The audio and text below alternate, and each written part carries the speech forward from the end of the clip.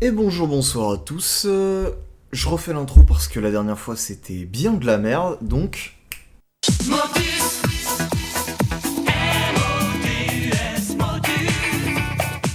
voilà. Alors,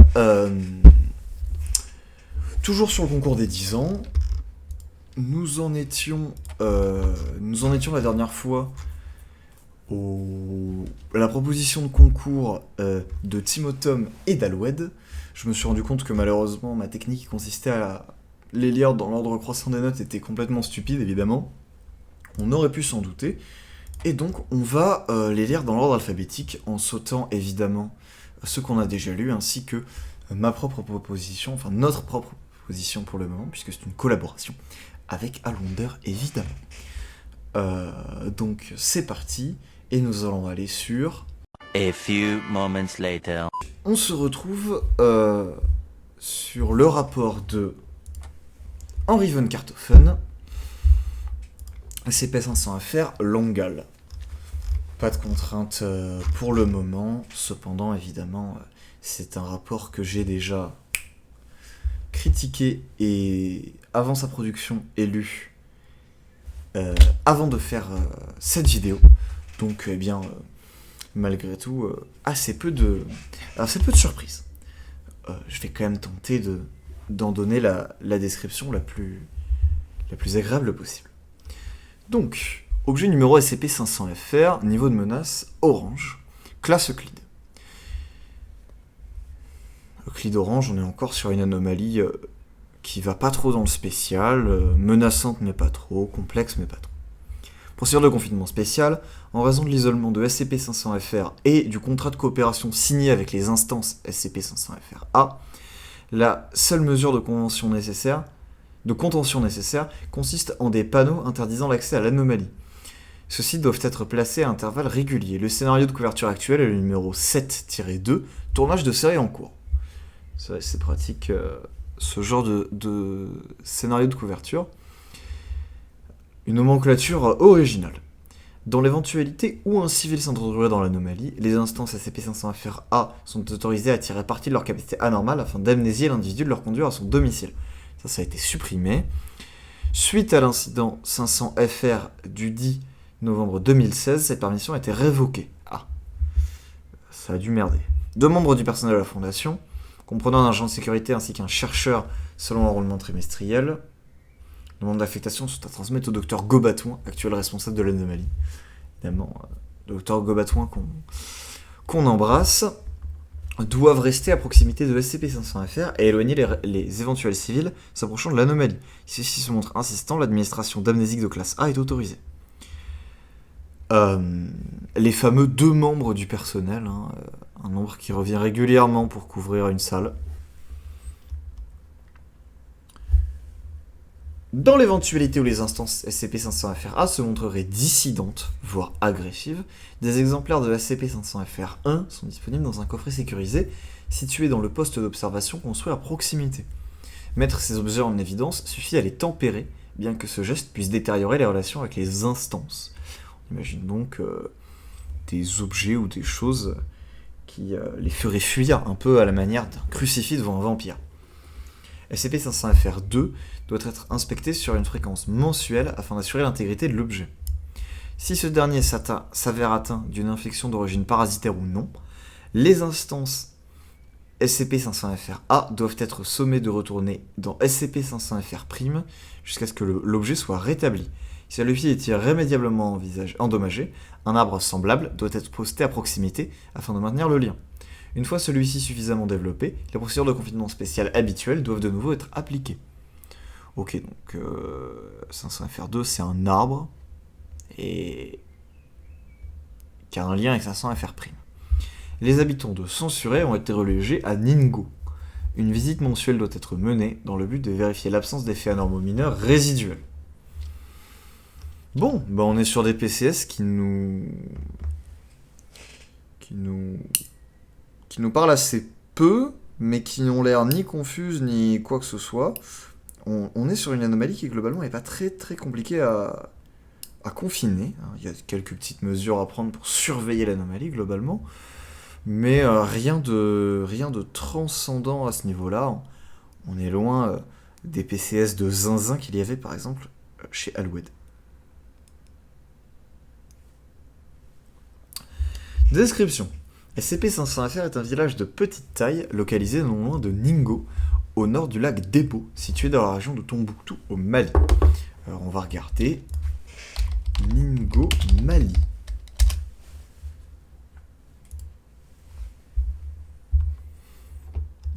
C'est passionnant. On va dézoomer quand même. Hein. Tac, tac, tac. Ok, ouais, donc on est en plein centre du Mali. On est en... Ça c'est le Burkina Faso.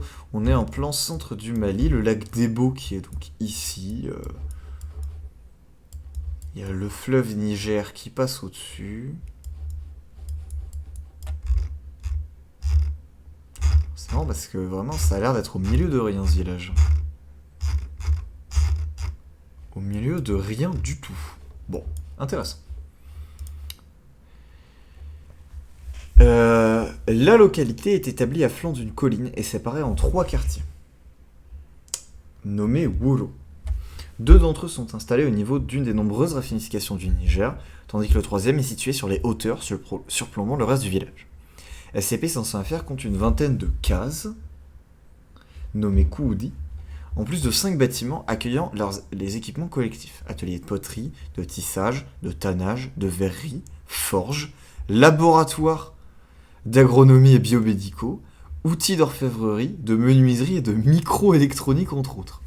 Les édifices sont isolés tant thermiquement par un système de pompe à chaleur qu'acoustiquement. Ouais, bah ça, là on est sur quelque chose d'un peu original. Globalement, on mélange la tannerie et les biotechnologies, et on mélange la forge et la microélectronique, quoi. Un village un peu perdu dans le temps. Les structures sont alimentées en énergie par des rangées de panneaux solaires thermiques. Ceux-ci utilisent un fluide caloporteur encore inconnu, nommé Ndiamououli, traduisible en eau chaude. Caloporteur, c'est qui transporte la chaleur. Ainsi qu'un système de cellules à multijonction PN, augmentant drastiquement le rendement dispositif jusqu'à un taux de 72%, outrepassant la limite de Shockley-Kaiser. Alors je ne vais pas vérifier ce que c'est les multijonctions PN, ni la limite de Shockley-Kaiser, simplement les rendements des panneaux solaires sont normalement aux alentours des 30%, je crois. Donc 72 c'est beaucoup.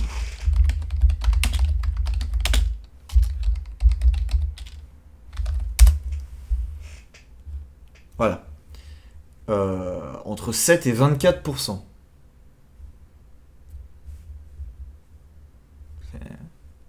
72 c'est vraiment beaucoup. Les instances de SCP-501-FR nient toute implication aux procédés anormaux. Ben voyons, comme dirait l'autre. Un large champ de 1 hectare, où sont notamment cultivées plusieurs sortes de mil, comme du mil à chandelle, Penicetum glaucum, du sorgho commun, Sorghum bicolore, du fonio blanc, Digitaria exilis et du fonio à grosses graines, Brachiara deflexa, je ne connais aucune de ces céréales, permettent de subvenir aux besoins alimentaires des instances de SCP-501-FR. Celui-ci est semi-automatisé. L'arrosage est assuré par un système d'irrigation photosensible, ne se déclenchant que de nuit afin d'éviter l'évaporation. C'est extrêmement malin. Ça fait penser à notamment à l'irrigation au compte-gouttes, tout ce genre de choses. Tandis que la protection des parasites, et plus particulièrement des Cédiomies, Guerioma peniceti, Contarina sorgicola et Orseolia orisivora notamment, est garantie par un gîte spécial pour chauves-souris insectivores aux ailes d'or, Laviafrons. Je ne sais pas si toutes ces espèces existent ou pas. Je vais faire confiance à M. von Karthofen pour avoir pris des vrais noms. Une petite plantation de coton est également présente à proximité. À une dizaine de mètres se situe un enclos ombragé où se trouve un troupeau d'une vingtaine de vaches de race Ndama, composé aux 3/4 d'individus femelles. Alors là, on est globalement sur quelque chose que j'aime bien, c'est qu'on est sur pas mal des principes de l'agriculture extensive et l'agriculture raisonnée, ce genre de choses. En gros, on va adopter des techniques qui minimisent les coûts pas uniquement les coûts financiers, mais également les coûts environnementaux, etc. Notamment par relation symbiotique avec les chauves-souris par exemple, ou avec des techniques un petit peu plus développées, comme un arrosage que la nuit. On est sur des techniques agronomes qui sont assez récentes, qui tranchent fondamentalement avec les techniques agronomes intensives qui sont plutôt occidentales. Et donc ça ne m'étonne pas du tout de la part de gens qui font de la microélectronique dans des cases en Afrique, de développer ce genre de stratagème. C'est assez ingénieux et intelligent et bien dans l'air du temps. L'eau utilisée, tant pour l'agriculture que l'artisanat et la consommation, est en partie pompée directement de la rivière à côté de laquelle SCP-501-FR est établie. Donc alors là, ou probablement là, la rivière je sais pas quoi. Est-ce qu'elle a un nom? Non, ça a l'air d'être un affluent du Niger, hein, globalement.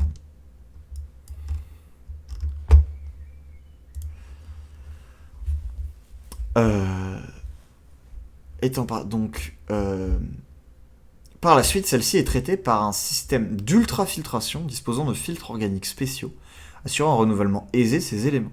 Ce dispositif permet également un recyclage efficace des eaux usées, assurant une économie non négligeable d'eau potable. Encore une fois, là ça me rappelle un petit peu les Fremen qu'on trouve dans l'univers de Dune, que vous avez peut-être vu au cinéma, adapté par Denis Villeneuve récemment, mais également dans les livres de Frank Herbert, si je ne dis pas de bêtises, j'ai lu ça il y a longtemps, qui sont globalement de qualité, où on va avoir des techniques ultra modernes pour minimiser les coûts en eau, mais pas uniquement. C'est intéressant. Les instances SCP-501-FR sont des entités disposant d'importantes capacités thaumaturgiques, aux des magiciens, limitées cependant à la zone couverte par SCP-501-FR où elles vivent en autarcie. C'est des magiciens locaux. Le plus souvent d'apparence humaine, ces instances sont capables de se métamorphoser en grande variété d'animaux et d'objets, en plus d'être en mesure d'en manifester presque à volonté. Donc en fait des administrateurs de prop hunt. Ce genre d'opération apparaît cependant les épuiser, les rendant léthargiques pendant plusieurs heures. Tu m'étonnes. D'après les instances SCP-501-FR, cette particularité leur a permis de se focaliser sur le développement de connaissances et donc de technologies sur lesquelles se reposer. Alors ça c'est très intéressant. Petit aparté de critiqueurs, à l'origine ce passage n'était pas présent. Et on avait donc des magiciens qui avaient développé une super technologie. Ça manquait un petit peu de cohérence parce que la raison pour laquelle on crée des technologies, c'est justement, c'est pour pouvoir faire des choses qu'on ne serait pas capable de faire. Même si ça les fatigue, des magiciens qui développent de la super technologie, c'est très étonnant. Ils n'en ont pas le besoin. Ce petit ajout, où du coup ils ont utilisé leur magie pour créer de la connaissance avant de développer de la technologie, rend tout de suite l'arrivée de cette super technologie très intelligente. C'est vraiment un excellent ajout de la part d'Henry. Habituellement, les instances SCP-501-FR adoptent comme physionomie celle d'individus humains en bonne forme physique. Celle-ci leur permet d'être très versatiles, ne nécessitant aucune métamorphose supplémentaire afin d'accomplir leurs tâches. Les instances SCP-501-FR sont généralement vêtues à la manière du peuple Peul. On va voir à quoi ça ressemble, le peuple Peul. Peuple Peul, Mali. Les Peuls.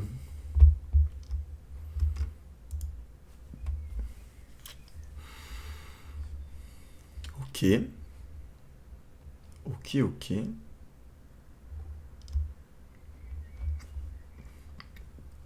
On est sur des photos de gens qui ont globalement une peau très très claire. Enfin, claire, pas de couleur, qui présente très peu d'imperfections.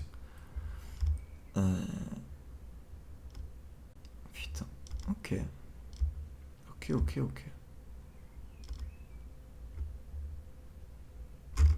La Suisse déclare la guerre au peuple Peul.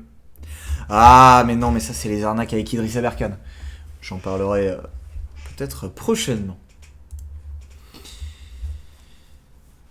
C'est-à-dire d'une tunique sans manches brunes, nommée bolare, par-dessus laquelle est placé un boubou blanc bleu foncé pour les individus masculins, nommé doloke, un pan et un boubou de couleur vive ou foncée ainsi qu'un turban pour les individus féminins nommés moussors. Les instances travaillant dans les ateliers possèdent toutes un tablier de cuir coloré, arborant de multiples formes géométriques à but non seulement esthétique mais aussi pratique. Les motifs pour leur ajustement repoussent certains insectes nuisibles. Ici, je pense qu'on s'inspire de la technologie des zèbres, puisque il semblerait, enfin j'avais vu passer ça, que le pelage des zèbres, avec des rayures, éloigne les insectes en les rendant confus. On a donc de la technologie qui s'inspire du règne animal.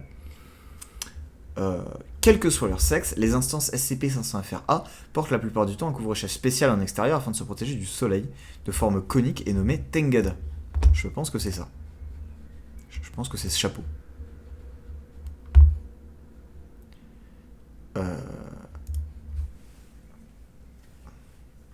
Ces exemplaires diffèrent des chapeaux peuls traditionnels par la présence d'un système électronique miniature capable d'indiquer avec précision au porteur, par le biais d'une projection holographique, la distance à laquelle celui-ci se situe de SCP-500-FR, ok ça c'est pratique, son état de déshydratation ou encore la présence d'animaux sauvages. Oui en fait c'est le HUD d'un jeu vidéo quoi. C'est le bracelet dans Fallout où quand on le regarde on peut savoir qu'il nous manque une jambe. Malgré les demandes du département de manufacture, les instances de SCP-500-FRA refusent d'en céder des exemplaires. Tu m'étonnes, ce genre de technologie, il faut le garder. Les instances SCP-500-FRA possèdent un important sens de l'esthétique, reflété à la fois dans leurs vêtements aux couleurs vives, bijoux finement ouvragés, comme des anneaux d'or, d'argent ou de cuivre aux poignets, chevilles et narines pour les individus féminins, ou encore des boucles d'oreilles, des tatouages faciaux et surtout coiffures. Alors ça, en effet, quand on regarde les images, ça a l'air d'être caractéristique des peuls. On voit pas mal de tatouages, des bijoux. Là, on a une très grande collection de... J'espère que vous allez bien, madame. De boucles d'oreilles, on voit beaucoup de tatouages, des tissus de toutes les couleurs. On sent que le rapport est très inspiré, très documenté en tout cas. Les instances SCP-500-FRA font en effet preuve d'une grande créativité dans ce domaine. En plus de coiffures classiques comme celle en gourde, en cimier, à cadenette ou nattée, ça je n'irai pas vérifier ce que c'est, les individus y ajoutent aussi nombre d'accessoires tant normaux qu'anormaux. Ici on a une image. L'éventail de possibilités est si large que les instances changent de coiffure quotidiennement. Ah, et des véritables fashion victimes, ces magiciens, dis donc. En plus de cela, les individus arborent un appareil particulier d'apparence variée, mais prenant généralement la forme d'un badge, dont la principale utilité consiste à analyser les personnes rencontrées, afin de repérer les éventuelles amulettes protectrices qui bloqueraient leur capacité anormale. Le dispositif est alors en mesure de mimer un contre-gris-gris, annulant les effets de ce dernier. Est-ce qu'on en apprendra plus sur ce sujet? Parce que là, c'est un peu flou. Actuellement, au nombre de 45 rayés 46, ces individus correspondent aux Guignadi, Guinaru au singulier, je pensais que ce serait une note explicative, décrits dans une grande quantité de contes africains comme étant des êtres anormaux assimilables à des génies. Les instances SCP-500-FRA apparaissent partager un même pouvoir lié à deux paramètres, leur nombre ainsi que la taille de SCP-500-FR. Plus leur population est importante et plus les frontières de l'objet sont repoussées, plus leur capacité anormale diminue. Il est théorisé que si les instances SCP-500-FRA étaient suffisamment nombreuses à leur territoire étendu, celles-ci deviendraient normales et conserveraient leurs apparences actuelles. Inversement, un unique individu situé dans SCP-500-FR' serait comparable à un player de réalité de classe 4. Afin de maintenir cet équilibre, les instances SCP-500-FRA jugent satisfaisant. Les entités ne cherchent donc ni à étendre, ni à réduire leurs frontières, ni à enfanter. Alors ça, c'est un point extrêmement intelligent de ce rapport. En effet, ça justifie deux choses. À la fois, pourquoi est-ce que des super magiciens et des technologies de fous furieux n'ont pas déjà conquis l'Afrique, voire le monde? Et de deux, pourquoi est-ce qu'il est extrêmement difficile de les chasser? En effet, à chaque fois qu'on en tue un, les autres sont de plus en plus forts. Et en même temps, s'ils s'étendaient, ils perdraient en pouvoir et donc seraient chassés. On est dans un système à l'équilibre d'un type d'équations type l'octa-volterra, les équations de proie-prédateur, où en fait ces créatures, si elles sont suffisamment nombreuses, se transforment en proie, et quand elles sont assez peu nombreuses, deviennent des prédateurs. Et il est donc très compliqué que leur situation évolue. Ça permet à la fois de préserver le voile, et en même temps de justifier leur non-disparition. C'est hyper intelligent. SCP-500-FR1 désigne un ensemble de grossiers anneaux de pierre, principalement de la latérite. Latérite. C'est la roche rouge qu'on trouve... oui, d'accord. Au nombre de 12, possédant un diamètre de 5 cm ainsi qu'une épaisseur de 1 cm. Un exemplaire de SCP-500-FR1 est capable de repousser les instances SCP-500-FR-A, leur procurant un inconfort grandissant à mesure que l'objet s'approche d'elles. Malgré leurs efforts, les individus n'ont pas encore réussi à produire de contre-gris-gris, estimant que l'objet diffère trop de leur capacité. Donc une interview qui vient justifier ceci. L'interview n'est pas introduite, ce n'est pas très grave. Interrogé, instance SCP-500-FRA-27, surnommée Mainsata, spécialisée dans la création de contre-gris-gris. Interrogateur, Dr Gobatouin. Avant-propos, extrait jugé pertinent d'un entretien de routine entre le Dr Gobatouin et SCP-500-FRA mené le 25 août 2013. La conversation, traduite du Peul, fut écourtée, l'instance étant indisposée par sa grossesse. Je croyais qu'il n'enfantait pas. Ni à réduire la frontière, ni à enfanter. Vous êtes des petits malins. Docteur Gobatouin, c'est donc si désagréable? Oh, vous n'avez pas idée. Rien que d'y penser, ça me révulse. Pourtant, nos analyses sont formales. Ces deux objets sont parfaitement normaux. Rayonnement qui va dans la norme, un taux de réalité de 2 humes. Comment pourriez-vous expliquer cela? Je ne le peux pas, et c'est bien pour ça que je ne peux rien y faire. Nous sommes 45, et pas une seule bonne idée n'est apparue. Afin de trouver un contre au gris-gris, il faut procéder de manière empirique. Si une babiole carrée empêche la lévitation des aiguilles, alors peut-être que se pencher sur une babiole ronde permet de régler la solution. Et si nous avons déjà un contre gris-gris en laine agissant sur les fuseaux, alors peut-être que la laine est la clé. Mais celui-là, cet anneau de pierre, rien ne fonctionne.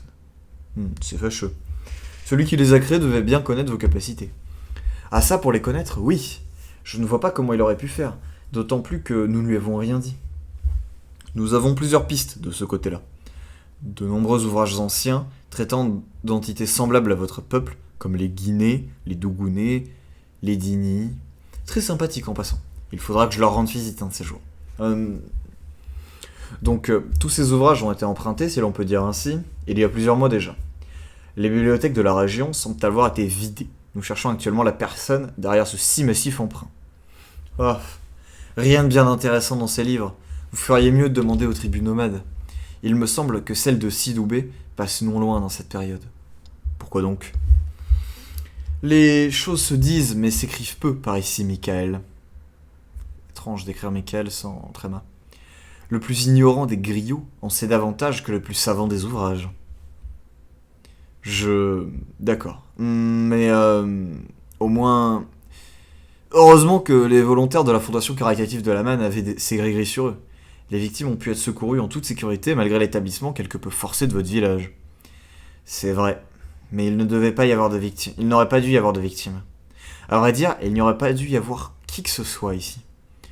Vous avez promis un vaste espace libre, moins étouffant que notre foyer original. Nous n'avions qu'à patienter 6 mois. Mais une part du marché n'a pas été respectée. Fâcheux. En tout cas, je respecte encore aujourd'hui la mienne.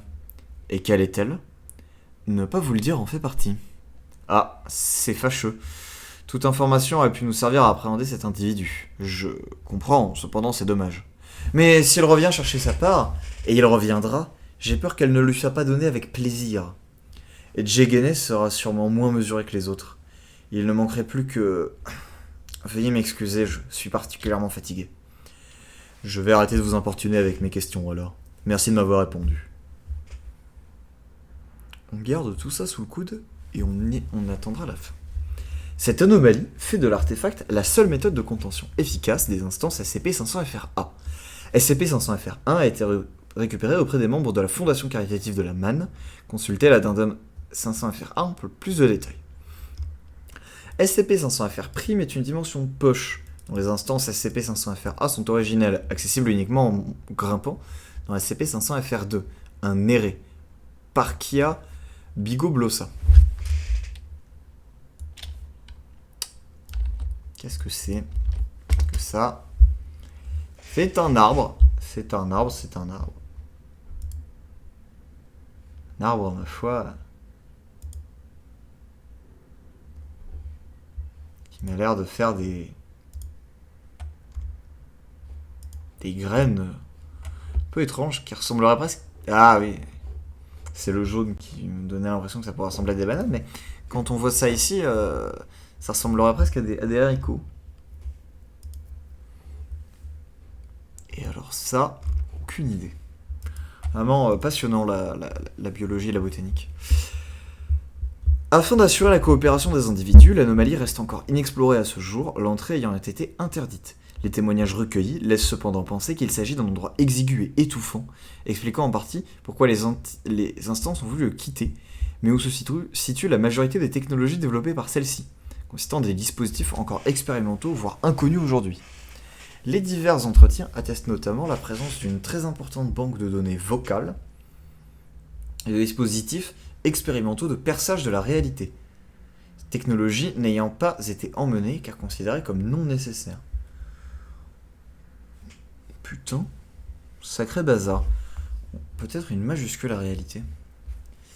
Addendum 500FR1, rapport de confinement de l'anomalie. Monsieur Cartophone ne fait pas partie, contrairement à moi, de la secte des gens qui mettent les addendums dans des collapsibles.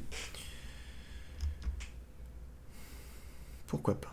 Le 8 août 2013, un appel d'urgence provenant du village censuré, situé à proximité de Ningo, mentionnant la présence de démons, fut intercepté par l'agence de renseignement. Les détails particulièrement précis ainsi que la demande d'aide poussèrent la fondation à enquêter. Étant donné l'isolement de l'endroit, une équipe constituée de 4 agents de terrain stationnés à Tombouctou n'arriva que 3 heures plus tard. Une fois sur place, l'équipe put constater que le village avait été remplacé par SCP-500FR, éjectant violemment les personnes et bâtiments présents auparavant. Sur place fut découvert de nombreux véhicules humanitaires, identifiés comme appartenant à la fondation caritative de la Manne. Les membres du groupe d'intérêt portaient assistance aux habitants de Censuré, installant des tentes à proximité afin de les loger temporairement après la destruction de leur foyer, soignant les blessures occasionnées et distribuant des vivres. Tous portaient des exemplaires de SCP-500FR1 afin de les protéger des instances de SCP-500FR-A. Grâce à un dictaphone camouflé, un entretien avec les volontaires du groupe de travailleurs missionnaires a pu être mené. Interrogé, Traoré Tunkala, directrice de mission. Interrogatrice, Aminata Masaga, agent de terrain. Avant-propos, l'entretien prend place dès l'arrivée des agents de la Fondation sur place. Bonjour. Oh, bonjour, vous venez pour Police Nationale du Mali. Je suis l'officier Sissoko. Ce n'est pas son vrai nom, tu mens. Nous intervenons suite à un appel d'urgence. Ah, bienvenue. J'imagine que vous avez déjà vu cette ville un peu futuriste ? Oui, et... Alors, ne vous en faites pas, hein, tout ceci est parfaitement normal, en fait. Sautons les formalités, voulez-vous ? Agent de terrain de la Fondation SCP, que s'est-il passé ? La vraie Fondation SCP ? Wow, je veux dire, c'est la première fois que je vous rencontre. Je ne me serais jamais attendu à vous trouver là. Passons à ce qui nous intéresse. Ce sera plus rapide, oui. Traoré Tunkala, directrice de mission de la Fondation caritative de la Manne. Cette ville que vous voyez là n'était pas vraiment là à l'origine. Il n'y avait que le village de Censuré. Et puis cette dernière, d'après les témoignages, apparue comme par magie, repoussant les bâtiments et les gens au passage. Nous venons les assister, mais nous n'avons pas encore pris contact avec les habitants de cette nouvelle ville. Personne n'ose s'approcher ni en venir. Nous traiterons cet élément plus tard. J'en réfère à mes supérieurs. Les équipes de confinement devraient arriver d'ici peu. Vous êtes là depuis combien de temps ? 3 heures environ. L'appel des secours a été émis 3 heures auparavant. Comment avez-vous fait pour arriver si rapidement ? Oh, nous étions déjà en route. Nous sommes partis il y a 6 heures déjà. Un très long trajet. Les pistes, quand elles sont tracées, sont bien peu adaptées aux lourdes camionnettes remplies. Attendez, vous êtes donc partis avant que l'appel soit émis ? Oui. C'est une source externe qui nous a renseigné. Un coup de fil anonyme. Un événement anormal qui provoquerait la destruction d'un village, laissant ses pauvres habitants presque sans ressources dans ces vastes terres arides. Il nous était donc nécessaire d'intervenir, ou du moins d'aller vérifier. Nous n'avons pas été déçus du voyage. La fondation caritative de la Manne qui se tape 6 heures de route, blindée de vivres, dans un endroit aride. En plus, au vu de l'endroit, on est dans le Sahel. Alors, on est clairement... je sais pas où est la limite du Sahara. Sahara désert. Ça n'a rien de nous indiquer cet endroit-là. En tout cas, pour moi, cette partie-là du Mali, on est clairement au Sahel, donc un endroit entre aride et désertique. Sacrée photo du Sahara. Putain, ils ont la déterre pour un simple appel anonyme. Imagine, on les prank. Imaginez, c'est une vidéo d'Ibra TV, en fait, c'est un prank. Bon. D'autant plus que cela nous permet d'utiliser à juste propos nos fonds récemment acquis. Récemment acquis ? Oui, un tout nouveau bienfaiteur ayant fait d'importants dons, dont un atout anormal, c'est Grigri. Celui-là dans mes cheveux. Une fois que nous lui avons exposé les, disons, dangers de la région, il a tenu à nous les donner. Auriez-vous par hasard une idée de son identité ? Celui-ci a tenu à rester secret. Dommage. Que voulez-vous ? Certains cherchent à rester anonymes, d'autres non. Nous en laissons seulement la possibilité, le choix leur revient. C'est pour ma part une politique que je défends. Même si d'habitude l'orgueil motive les donateurs, je pense que leur laisser le choix leur permet... Je pense que laisser le choix permet de laisser parler autre chose, petite répétition de laisser, un sentiment plus noble. Ça en devient tellement une habitude que je cherche sans cesse de chercher sans cesse des louanges des autres. Alors pour une fois, ça n'est pas le cas, je pense que... On nous l'avait dit ! Il fallait partir quand nous en avions encore le temps ! 6 mois qu'on nous le dit ! Calmez-vous, madame. Mohamed, viens, elle a besoin d'aide. Amène-la à l'ombre et donne-lui une bouteille d'eau, merci. Voilà. Désolé avec ce soleil qui tape, donc la notion de choix. Vous voyez, par exemple, je pense qu'énoncer les avantages et les inconvénients d'un choix permet de réussir sans avoir besoin d'interdiction. Prenez les enfants, les bonbons, les oies. C'est sacripant, données superflues, supprimées. Ça sent le monologue fleuve de l'enfer. Conclusion, suite aux propos énoncés, une enquête plus approfondie fut menée. Une fois les spécialistes de confinement ainsi que les agents de terrain sur place, les témoins civils de la Fondation caritative de la Manne purent être amnésiés et les négociations avec les instances SCP-500FRA entreprises avant d'aboutir au confinement actuel. Il fut découvert que le village de Censuré faisait depuis plusieurs mois l'objet de tentatives d'achat de la part d'un individu inconnu. Malgré les tentatives de piratage du compte derrière ces essais, l'identité de cette personne ne put être découverte. Cependant, de plus importants mouvements bancaires suspects furent remarqués, destinés à des membres haut placés de la Fondation caritative de la Manne. Interrogés à ce sujet, ceux-ci fournirent à l'agence de renseignement le document suivant, impliquant un objet anormal inconnu jusque-là. Alors c'est un document qui est annexe, donc qui est relié à ce rapport-là, mais qui est une donation de la Fondation caritative de la Manne. Il ne fait en cela pas partie à proprement parler du rapport, et nous ne le lirons pas ici. Cependant, sachez qu'il est de grande qualité, et fait intervenir les gentilshommes humanistes, je l'ai beaucoup apprécié. Donc on a un mec riche qui a essayé de racheter le village pendant 6 mois. Ok.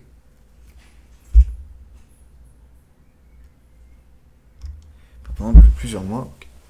Incident 500FR. Le 10 novembre 2013, un individu non identifié outrepassa les systèmes de sécurité et pénétra dans SCP-500FR sans que les membres du personnel en prennent conscience. Le lendemain fut retrouvé le corps sans vie d'un homme d'une quarantaine d'années, le visage défiguré. Celui-ci portait de luxueux vêtements au moment de son décès. Les instances SCP-500FRA avouèrent que ce meurtre pouvait leur être attribué. Un examen post-mortem a révélé que l'individu était censé être stérile. Bon. Qu'est-ce que c'est que cette histoire ? On a donc 45 individus qui deviennent 46, qui disent ne pas vouloir enfanter mais la femme est enceinte. On a un riche individu qui est mort, qui a été tué. Un membre de la tribu qui serait en colère, un contrat pas respecté, un individu riche qui essaye d'acheter le village, qui prévient 6 mois avant, des appels anonymes. Bon, pour ceux qui n'auraient pas compris, cet individu riche, censé être stérile, a passé un contrat avec les individus SCP-500FRA. Il leur donnait un endroit où habiter, le village, et en échange, eux, il leur donnait bien un enfant. Le fait qu'il soit stérile, le document également que je vous laisserai lire le sous-entend également. Et ce contrat dont on peut parler, eh bien c'est ce gamin. On va dire, les instances de la CP500FRA n'ont pas de raison d'enfanter. Donc, s'ils le font, c'est pas juste parce qu'il y en a un qui s'est tapé un délire. J'ose bien espérer qu'ils ont des moyens de contraception, des choses comme ça. Cependant, un certain Djeguéné, au vu du contrat pas respecté, se serait probablement énervé et aurait assassiné le type au moment où il venait pour chercher l'enfant. Eh bien, c'est un rapport de grande qualité. C'est un rapport de très grande qualité qui est actuellement à plus 10, premier ex aequo du concours, que j'aime personnellement beaucoup, que j'ai upvoté. Les contraintes étaient, elles sont censurées, méfiance, fondation caritative de la manne, afrofuturisme et folklore africain. Je crois que l'esthétique et le thème ont été inversés. Que dire. Alors, afrofuturisme et folklore africain, évidemment, c'est un tirage pain béni. Les deux sont très bien l'un avec l'autre. Et fondation caritative de la manne, c'est encore plus parfait. Je veux dire, la fondation caritative de la manne est une fondation, un organisme caritatif, pas humanitaire. Il a une portée religieuse qui intervient dans des zones défavorisées, paupérisées ou sinistrées, afin d'y répandre des anomalies pour les aider. Une sorte de fondation humanitaire avec un fond un peu religieux bizarre qui a disparu en réalité au fur et à mesure des rapports et des itérations. C'est quelque chose qui n'a jamais été développé. Donc le trio ici est évidemment un tirage masterclass qui se déroule tout seul. La méfiance est également présente, selon moi. Dans ce rapport, la méfiance, on la ressent à travers cette espèce de petite enquête, les indices un peu cluedo laissés par-ci par-là, des phrases lâchées, on se dit tiens. La fondation est très bien, la FCM est très bien utilisée, selon moi. On est parfaitement dans le ton, j'aime beaucoup, et particulièrement dans le document annexe seconde donation des gentilshommes humanistes, qui est de très grande qualité. L'afrofuturisme et le folklore africain sont également présents. On a la présence d'esprits de génie, je sais plus comment c'est dit, que je ne connaissais pas, manifestement métamorphe, bon d'accord. Et cet afrofuturisme, pour moi, est de très grande qualité. On a en face de nous, une phrase que j'avais dit Henri à l'époque, ce que je pense devrait être l'afrofuturisme si les gros américains n'avaient pas débarqué avec Black Panther. On est sur un afrofuturisme qui est beaucoup moins flamboyant, criant, ultra technologique. On est beaucoup plus sur quelque chose qui correspond, à vrai dire, aux méthodes agronomes et aux systèmes de développement durable qui sont en cours en Afrique. Entre les maisons qui sont faites à partir de bouteilles d'eau recyclées, les techniques d'irrigation au compte-gouttes, l'utilisation de motifs pour se protéger du soleil, notamment tout ce qui est, je sais, c'est les bédouins, je crois, ça s'appelle comme ça, les peuples du désert qui sont habillés de bleu foncé pour justement éliminer la chaleur, enfin avec des couches de tissus différentes pour repousser la chaleur du soleil, où ici on a la même chose avec, en plus développé, avec des motifs qui repoussent les insectes. On est vraiment dans l'alliance de la technologie, de la nature et des spécificités du continent africain. C'est un excellent afrofuturisme que j'aime beaucoup. Pour moi, il est, à vrai dire, difficile de ne pas upvoter le rapport. Il est très bien écrit et respecte merveilleusement bien les contraintes. Voilà. Sur ce, j'ai rien de plus à ajouter. Bisous.